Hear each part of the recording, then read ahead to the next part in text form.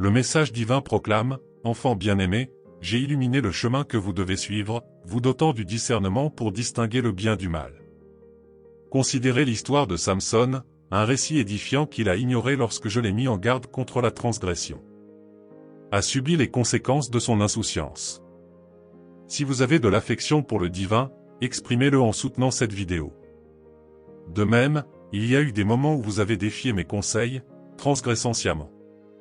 Plus tard, vous avez reconnu les erreurs de vos voies, comprenant où elles vous ont mené.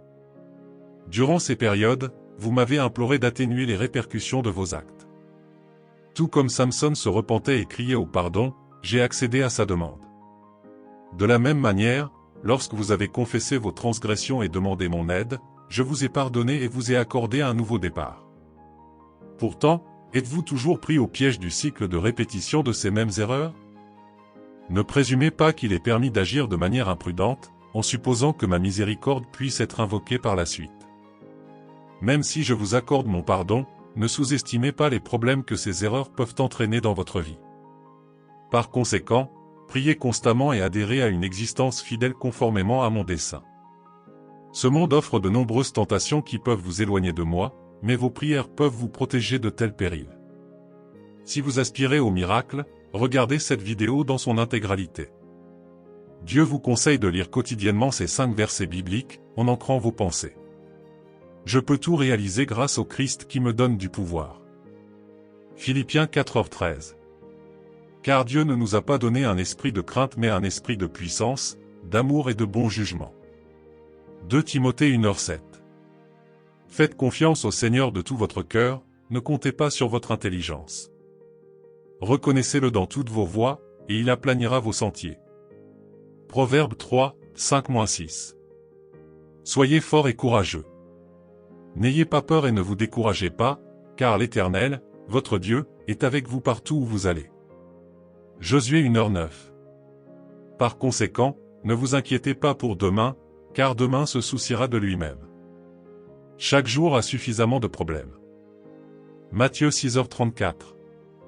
Chère âme, lorsque vous possédez une vocation fervente, il est naturel de désirer la poursuivre, même lorsque les portes restent fermées et les opportunités insaisissables. Même si vous vivez actuellement dans l'obscurité, n'oubliez pas que cette période de préparation est cruciale. Persévérez, car vous n'êtes pas vraiment seul. Votre diligence et votre dévouement finiront par donner des résultats.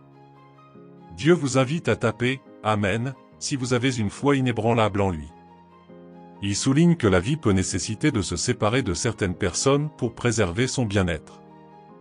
Acceptez cette réalité et résistez à l'envie de courir après ceux qui sont partis. Si une porte s'est fermée, acceptez-la comme une direction divine. Dites adieu à ceux qui vous ont causé de la douleur pour guérir et progresser. Aux âmes remarquables qui lisent ceci, que le Seigneur vous bénisse, vous protège, que son visage brille sur vous, vous montre sa faveur et vous accorde la paix. Nombre 6, 24-26. Le message divin continue, j'ai un plan pour vous et je pourvoirai à vos besoins. Ne vous inquiétez pas du lendemain, cherchez-moi d'abord et ayez foi en mes provisions. N'oubliez pas que votre valeur n'est pas déterminée par vos activités matérielles mais par votre connexion avec moi. Aujourd'hui, je souhaite vous rappeler l'immense pouvoir de la gratitude. Au milieu des défis et des incertitudes de la vie, cultiver un cœur rempli de gratitude peut transformer votre perspective et apporter de la joie à votre âme. Prenez un moment pour réfléchir aux abondantes bénédictions que je vous ai accordées. Si votre foi en Dieu reste inébranlable, veuillez aimer et partager cette vidéo.